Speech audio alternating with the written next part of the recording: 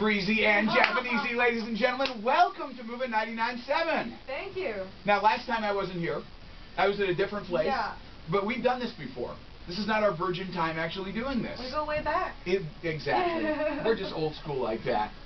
So let's talk about what's been going on with you. Okay. Actually, for folks who aren't familiar with Utada, Right, let's wind this all the way back. Right. Utada is, you have the honor of having the biggest selling album ever in Japan, ever. Yep, How do. How does it feel? How does it feel to be bigger than Michael Jackson? It's weird. And a lot less weird. It's it doesn't really affect me. Mm-hmm. So it's really mind-boggling when I hear the stats read out to me. It's like, wow, yeah, I guess that's right. Huh. Well, I did all that. Let's take it back even before that. Tell everybody exactly how you got into the music industry. Well, my parents, we'll take it to the very, very beginning. I was born in New York, in Manhattan, and then I was raised in Tokyo and Manhattan, flying back and forth my whole life, to a couple of musicians I was born to. So, musical family, yeah. high expectations. I was just, I guess I just followed the family business. That's the way to put it. My mother was a famous Japanese folk music blues singer. My father was in the music production company, and I didn't want to be musicians when I was growing up because, you know, even as a kid, I could see the lifestyle they led was like really crazy, like more money, more problems, like they say. Mm-hmm. You know, like, relationships with people and money and like emotions and. I was like, I'll never be a musician. I'll get a regular job from 9 to 5. Okay, what happened then? But one day they said, why don't you write a song? And I said, oh, okay.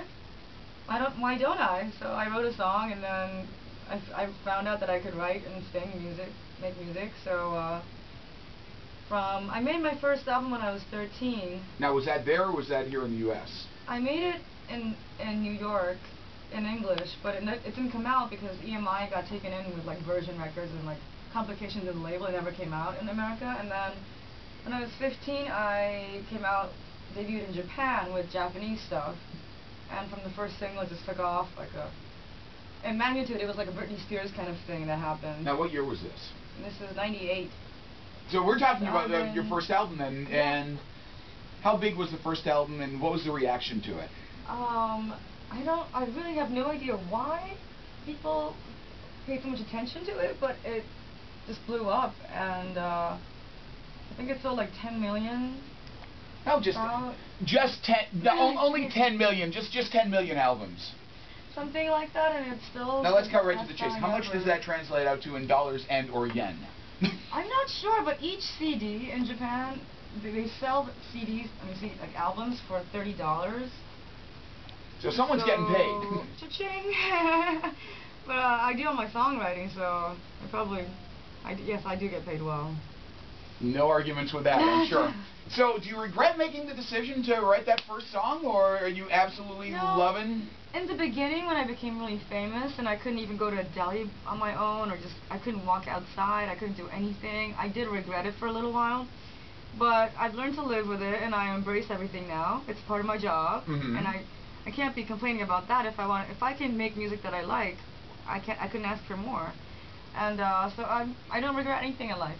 So let's talk about the single right now, the brand new single. Yes. Then we're going to get into all the fan stuff, but let's talk the single. Tell me about the brand new single, and the album drops next Tuesday. Yes. The lead single is called Come Back to Me, and well, the idea behind the song is I'm saying, you know, I cheated on you. I'm sorry. I won't do it again. Let me make up for what happened in the past.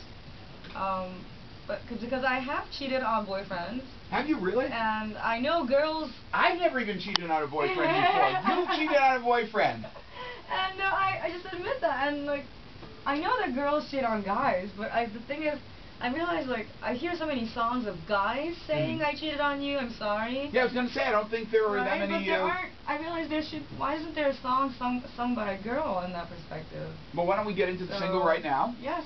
Utada in studio today, St. John's Playhouse right here on Moving 99.7.